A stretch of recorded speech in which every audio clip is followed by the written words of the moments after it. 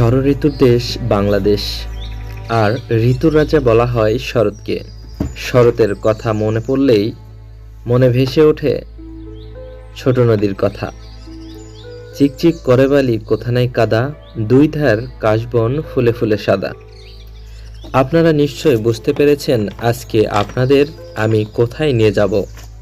বাংলাদেশের সীমান্তবর্তী এলাকা জয়পুরহাট জেলার পাঁচবিবি উপজেলার আটাপাড়া নামক স্থানে, যেখানে প্রবাহমান ছোট যমুনা নদী।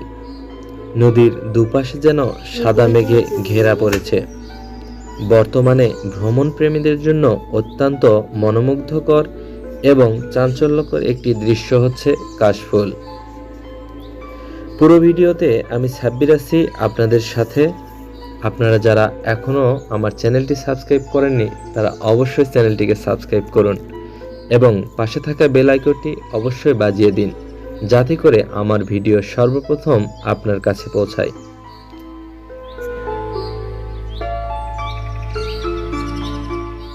বাংলাদেশে সাধারণত সেপ্টেম্বর অক্টোবর এই 2 মাস এরকম দৃশ্য দেখা যায়।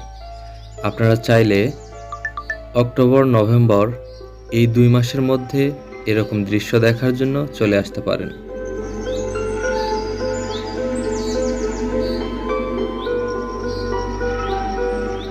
আমি মনে করি প্রকৃতি প্রেমীরা একটি বছর অপেক্ষা করে এরকম দৃশ্য দেখার জন্য।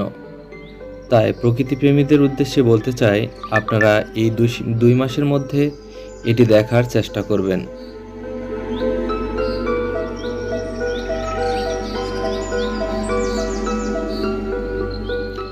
আজকের ভিডিওটি দীর্ঘায়িত করব না, আজ এ পর্যন্তই। ভালো থাকবেন, সুস্থ থাকবেন। দেখা হবে নতুন কোনো ভিডিওতে।